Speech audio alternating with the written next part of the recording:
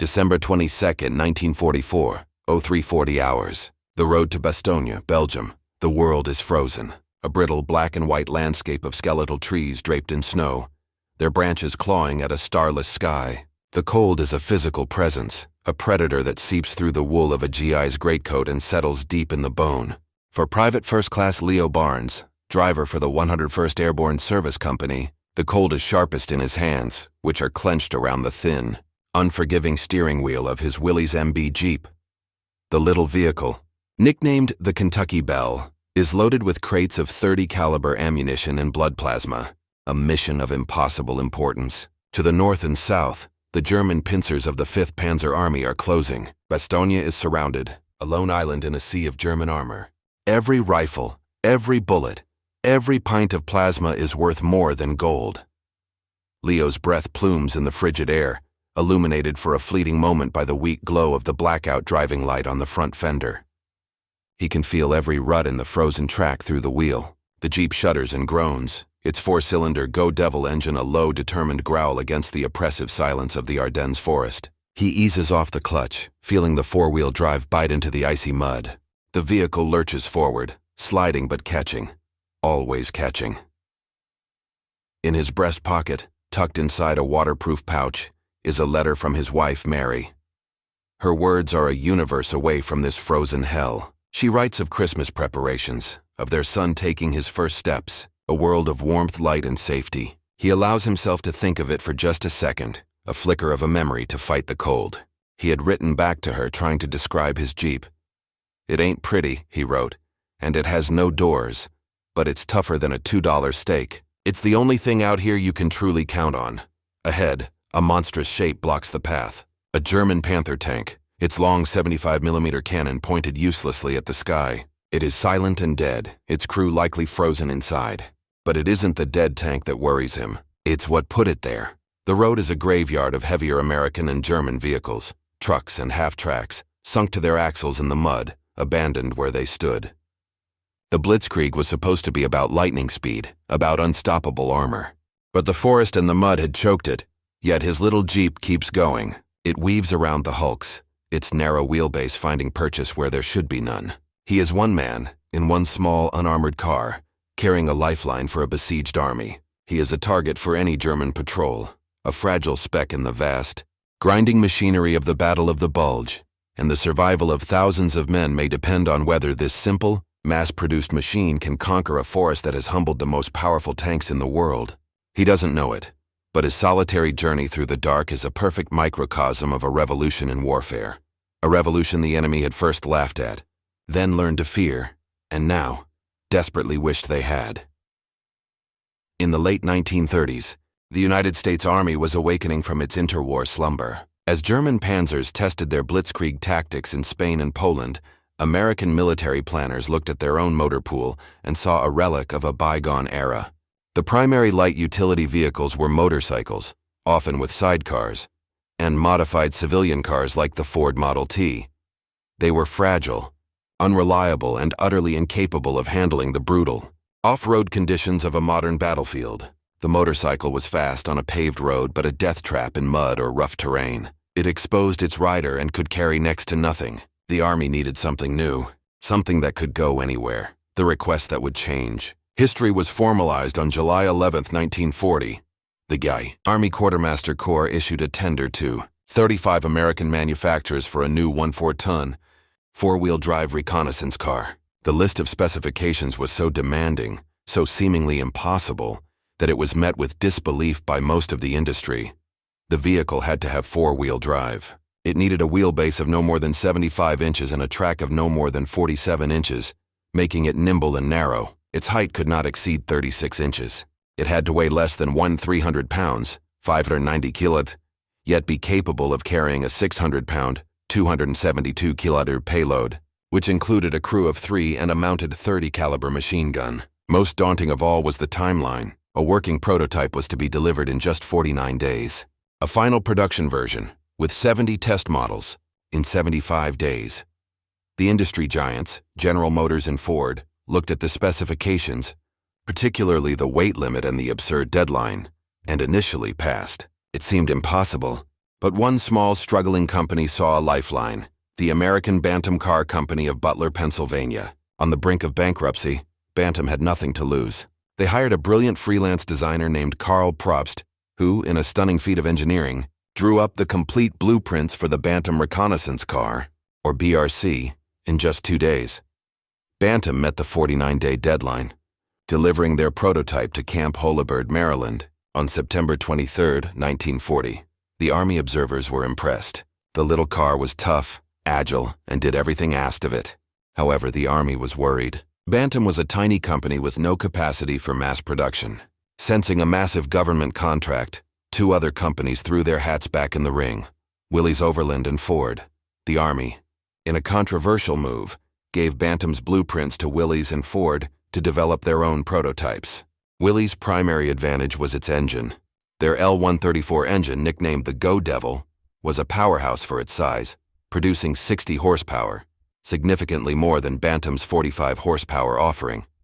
Ford, meanwhile, brought its unmatched expertise in mass production. After rigorous testing of the Bantam BRC, the Willys Quad, and the Ford Pygmy, the Army created a standardized design that took the best features of all 3. Though it was heavily based on the Willys vehicle, the impossible 1,300-pound weight limit was deemed unrealistic and raised to 2,160 pounds, 980 kilograms. The Willys MB became the final standard. With its powerful Go Devil engine, rugged frame, and simple functional design, it was a masterpiece of military engineering. Ford was contracted to produce an identical version, the Ford GPW, G for government, P for its 80-inch wheelbase, and W for the Willys design, to ensure production numbers could meet the astronomical demand. The result was a vehicle unlike any other. It was a Spartan machine built for function over comfort. It had a simple ladder frame, leaf springs, and solid axles. There were no doors, a canvas roof, and a windshield that could be folded flat. Everything was designed for utility and ease of repair. A soldier with a basic toolkit could practically rebuild it in the field. This small, unassuming vehicle, born from a desperate need and an impossible deadline, was about to be shipped to every corner of the globe. And the world's most powerful armies would never be the same. For hundreds of thousands of young American men plucked from farms, cities, and suburbs, the first encounter with the Jeep was a rite of passage. In the sprawling training camps of 1942 and 1943, it stood in stark contrast to the sleek, chrome-adorned cars they had left behind. The initial impression was one of crude simplicity. There was no shine, only olive-drab paint. The seats were simple canvas pads stretched over metal frames. The dashboard was a flat piece of steel with a few essential gauges: speedometer, fuel, oil pressure, temperature. To start it, you didn't turn a key. You pressed a button on the floor with your foot. It felt less like a car and more like a piece of agricultural equipment. But then came the training. Instructors, hardened by experience, showed them what it could really do. They learned to ford streams with water splashing over the hood, the high-mounted air intake and distributor keeping the Go Devil engine alive. They learned how to churn through mud that would swallow a 2-wheel drive truck, the 4x4 transfer case engaged, all 4 wheels digging and clawing for traction. They drove it up impossibly steep gradients, the vehicle's low center of gravity keeping it planted. Soldiers discovered its almost limitless versatility. It could be a reconnaissance vehicle, scouting ahead of an armored column, mount a Browning .30 caliber or the fearsome M250 caliber machine gun on a pintle, and it became a mobile weapons platform, a gun jeep capable of laying down devastating fire. With the windshield folded down and the front bumper resting against a wire fence, it could push through barbed wire obstacles. They learned to use the power takeoff to run generators or pumps. Medics fitted them with litters to evacuate 2, sometimes 4, wounded men from the front lines, turning them into makeshift ambulances. Generals used them as command cars, standing in the passenger seat to survey the battlefield. On airfields, they served as follow-me cars for massive B-17 bombers. In the fields of France, farmers would see soldiers using them to tow plows. An intimate bond formed between man and machine. The Jeep was reliable in a way that few other things were in a world of chaos and uncertainty. It started in the brutal cold of the Ardennes and the searing heat of the Sahara. It rattled and shook, it was loud, and it exposed its occupants to the elements and enemy fire. But it almost always got you where you were going. This affection manifested in the names lovingly painted on their hoods: Daisy May, Old Faithful, Stinky. The Jeep wasn't just another piece of government-issued equipment like a rifle or a helmet. It had a personality. It was a partner, a stubborn, tenacious workhorse that shared every hardship. It was the mechanical embodiment of the American GI himself, unpretentious, adaptable, and far tougher than it looked. This deep-seated trust and affection would be a critical yet unquantifiable asset on battlefields across the globe. On the other side of the Atlantic, the German High Command, the Oberkommando der Wehrmacht, OKW, viewed the early reports of America's new wonder weapon with a mixture of arrogance and amusement. German engineering philosophy was rooted in precision, specialization, and technical sophistication.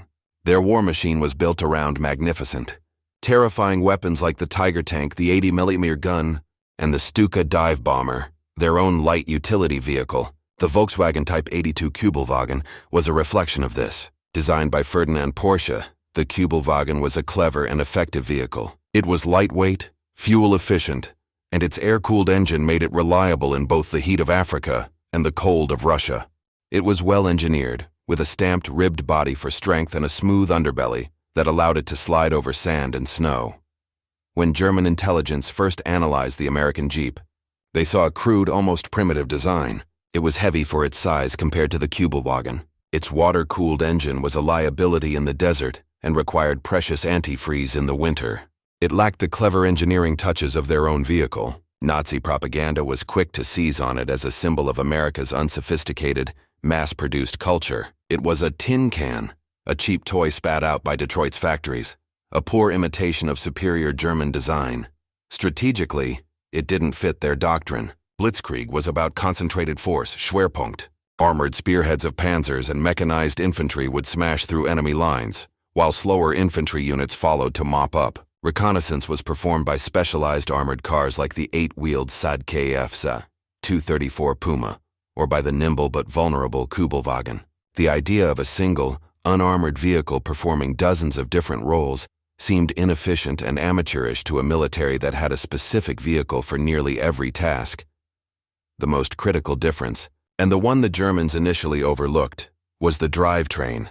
The Kübelwagen was only two-wheel drive. While its lightweight and clever design gave it good off-road performance, it could not compete with the sheer brute force of the Jeep's four-wheel drive system. German engineers believed 4044 was too heavy, too complex, and too fuel-hungry for a light vehicle. They saw the Jeep not as a threat, but as a confirmation of their own superiority. They expected it to get stuck in the mud of the Eastern Front, to overheat in the sands of North Africa, and to be easily destroyed by a single machine gun burst. It was a disposable product from a disposable culture, no match for the steel and genius of the Third Reich. This profound underestimation, born from engineering arrogance, would soon collide with the brutal reality of the battlefield. The deserts of North Africa became the crucible where the Jeep's reputation was forged in fire and sand. In the vast open expanse of Libya and Tunisia, the theories and expectations of the German High Command evaporated under the relentless sun. Here, the war was one of motion. The British 8th Army and Rommel's Afrika Korps surged back and forth across hundreds of miles of desolate terrain. Supply lines were stretched to the breaking point, and reconnaissance was paramount. It was an environment that punished mechanical failure and rewarded mobility above all else. For the Germans, the Kübelwagen performed admirably, its air-cooled engine untroubled by the lack of water. But when faced with soft sand dunes or treacherous rocky wadis, its two-wheel drive limitations became apparent. Heavier German vehicles, from Opel Blitz trucks to Panzer IIIs, often bogged down, becoming stationary targets for artillery and air attack. Then came the Jeep. It arrived with the American forces during Operation Torch in late 1942, and it immediately began to change the tactical equation. Allied soldiers quickly discovered that the Jeep, with its Go Devil engine roaring and all four wheels churning, could navigate terrain that was simply impassable to the enemy. Imagine a German reconnaissance patrol from the 15th Panzer Division deep in the Tunisian interior. They are in a pair of Kübelwagens and a heavier SDKFZ 222 armored car. They feel secure, their vehicle's 20mm cannon a potent threat. Suddenly on the horizon they spot a low cloud of dust. Not one but a dozen small, flat silhouettes emerge from the heat haze. They are American Jeeps, fanning out in a wide formation. The German commander might scoff at the unarmored targets. He orders his 20mm gunner to open fire. The shells kick up plumes of sand around the Jeeps, but the small vehicles are moving too fast, jinking and weaving unpredictably. They don't charge head-on. Instead, they use their superior speed and mobility to flank the German position. Several Jeeps, each armed with a heavy .50 caliber machine gun, crest a nearby dune, opening fire from an unexpected angle. The heavy .50 caliber rounds slam into the thin armor of the SAG KFZ 222, not necessarily penetrating, but rattling the crew and chipping away at their confidence. Other rounds rip through the thin steel of the Kübelwagens, forcing the crews to take cover. The German armored car is now trapped. If it tries to turn to face the threat from the flank, its rear is exposed to the Jeeps in front. If it tries to retreat through the soft sand, it risks bogging down. The Jeeps are like a pack of wolves, harassing a much larger bear. They dart in, fire a burst, and speed away before the slower traversing German guns can draw a bead. Within minutes, the German patrol is pinned down, its mission compromised, forced to call for support while being slowly dismantled by vehicles they had dismissed as toys. This scene was repeated countless times, but the Jeep's most legendary role in the desert was with Special Forces. The British Special Air Service SAS under David Stirling adopted the Jeep as their primary weapon. They mounted them with caches of fuel, water, and an astonishing amount of firepower, often twin Vickers K machine guns and a .50 caliber Browning. In these heavily armed gun Jeeps, they conducted daring long-range raids deep behind Axis lines, appearing out of the deep desert to shoot up airfields and supply dumps before vanishing back into the dunes. They traveled hundreds of miles over terrain the Germans considered a natural barrier, proving that with the Jeep, there were no longer any safe rear areas. The legend was born. The reports filtering back from the front lines in North Africa, and later from Sicily, Italy, and Russia via Lend-Lease, painted a shocking new picture for German intelligence. The field commander's dispatches bore no trace of the derision held by the armchair generals in Berlin. Instead, they were filled with grudging respect and alarm. The tin can was everywhere. It was acting as an ambulance, rescuing downed pilots from the desert. It was serving as a prime mover, towing anti-tank guns into positions that were inaccessible to German half-tracks. It was leading armored columns, its small size and agility making it a difficult target. It was the nerve center of the front, carrying radios and commanders right to the action.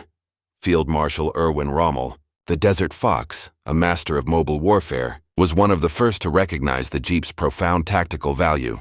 He saw firsthand how the Allies used it to outmaneuver his forces, maintain their supply lines, and conduct reconnaissance in areas his own men couldn't reach. His own Kübelwagen was an excellent vehicle, but it simply could not match the Jeep's all-terrain mastery. The German attitude underwent a complete reversal. Mockery turned into envy. Envy turned into a directive. Capture them. An order went out to German troops on all fronts. The American Jeep was to be considered a prize of war. Any captured Jeep was to be salvaged, repaired, and pressed immediately into Wehrmacht service. A strange sight began to appear on the battlefields of Europe. A Willys MB or Ford GPW, its iconic star painted over with a bold German Balkenkreuz, bouncing along a dirt track, carrying German officers or Panzer Grenadiers. For German soldiers, acquiring a Jeep was like winning the lottery. It was a status symbol, a mark of a successful operation, and most importantly, an incredibly useful tool. German mechanics, upon examining captured examples, were humbled. They found a machine that was the antithesis of their own design philosophy. Where a German vehicle might have complex precision-machined parts, the Jeep had simple, robust components. Its four-wheel drive system, which their engineers had deemed too complex for a light vehicle, was straightforward and immensely strong. It was a machine designed not for the sterile perfection of a factory, but for the brutal pragmatism of the battlefield. It could be fixed with a hammer and a wrench. The Germans even tried to create their own version. The Type 166 Schwimmwagen, an amphibious 4x4, was a brilliant piece of engineering, but it was far too complex and expensive to produce in the vast numbers required. They could never match the sheer scale of American production. By the end of the war, over 640,000 Jeeps had been built. For every one the Germans managed to capture and repaint, 1,000 more were rolling off the assembly lines in Toledo and Detroit. The unexpected outcome was not just that the Jeep was a superior vehicle. It was that it represented an industrial philosophy of mass-produced, good-enough simplicity that the German war machine, with its focus on exquisite but difficult-to-produce superweapons, could not hope to defeat. War is fought not only with steel but in the minds of soldiers. And here, the psychological impact of the Jeep was as profound as its tactical advantage. For the Allied soldier, the Jeep was a symbol of hope and American power. It was the physical manifestation of the promise that he would be supplied, supported, and, if wounded, evacuated. The distinctive sound of a Go Devil engine in the distance meant that ammunition was on its way, that mail from home was coming, or that a hot meal might be arriving. It was a link to the vast, seemingly infinite industrial base of the United States. In the darkest moments, trapped in a foxhole in the Hurtgen forest or pinned down on a Normandy beach, the sight of a Jeep bouncing over the terrain, bringing aid and orders, was a powerful boost to morale. It meant you were not alone. It meant the system was working. For the German Lanzer, the opposite was true. The Jeep became a symbol of a dreadful, inexorable tide. In the early years of the war, German soldiers were buoyed by the technological superiority of their equipment. But by 1944, that confidence was shattered. Now they were confronted by an enemy that seemed to have an endless supply of everything. And the Jeep was the most visible evidence of this fact. It was everywhere. It scurried along front lines, seemingly immune to the mud and terrain that bogged down their own supply trucks. It appeared in places they thought were secure, carrying scouts or special forces. For every mighty Tiger tank they fielded, a vehicle that took immense resources and time to build, the Americans seemed to field 100 of these little utility cars. The psychological effect was one of attrition and omnipresence. It suggested that the enemy could be anywhere and could get anywhere. It was demoralizing. It spoke of an enemy that could afford to use a vehicle as a disposable asset, while they had to husband every truck and half-track. The war was no longer a clash of elite panzer divisions. It was a grinding logistical nightmare, and the Jeep was the symbol of the enemy's mastery over that nightmare. Seeing a captured Jeep in German service was a momentary morale boost, but it was a hollow one. For every one they captured, they saw 100 more on the other side of the hill. The humble Jeep, in its sheer numbers and ubiquity, became a psychological weapon, constantly reminding the German soldier that he was fighting not just an army, but an entire industrial continent. When the guns finally fell silent in 1945, the world was left to count the cost and assess the tools that had shaped the victory. In this accounting, among the giant bombers and aircraft carriers, a special place was reserved for the little car from Toledo. General Dwight D. Eisenhower, the supreme Allied commander, was unequivocal in his assessment. He named it as one of the 3 primary tools that won the war, alongside the C-47 Dakota transport plane and the Higgins landing craft. War correspondent Ernie Pyle, who lived and died among the infantrymen, wrote that the Jeep did everything. It goes everywhere. It's as faithful as a dog, as strong as a mule, and as agile as a goat. It consistently carries twice what it was designed for, and still keeps going. Its operational significance was staggering. It had served in every theater on every front. It had churned through the volcanic sands of Iwo Jima, navigated the dense jungles of Burma, and crawled through the ruined cities of Germany. It had laid communication wires, plowed snow, served as a mobile altar for chaplains, and even been mounted on railway wheels to serve as a light locomotive. Its simple design meant it could be shipped partially assembled in crates and put together in the field in a matter of hours. This versatility and reliability were not just convenient, they were a force multiplier, allowing Allied armies to move faster, communicate better, and sustain themselves further than their opponents. But the Jeep's impact did not end with VJ Day. As the world rebuilt, the Jeep found a new life. Willys Overland immediately began producing the CJ2A, the first civilian Jeep, marketing it to farmers and ranchers as the ultimate all-purpose work vehicle. It created an entirely new category of automobile, the civilian off-road vehicle. Its influence spread globally. In Great Britain, the Rover Company, inspired by a surplus Jeep used on a farm, developed the Land Rover. In Japan, Toyota reverse-engineered a captured Jeep, a project that would eventually evolve into the Land Cruiser. The DNA of the Willys MB is present in virtually every SUV and 4x4 on the road today. The story of the Jeep is more than just the story of a car. It is a lesson in the philosophy of warfare and industry. It proved that sometimes, simple, rugged, and numerous is superior to complex, exquisite, and few. It was the embodiment of the American can-do spirit, a no-nonsense tool designed to solve a problem. It was never the most glamorous weapon of the Second World War. It offered no armor to its occupants and possessed no inherent firepower. But it was the great enabler. It was the machine that got the soldier, the gun, the supplies, and the orders to where they needed to be. It was the tireless, unassuming workhorse that helped carry the free world to victory.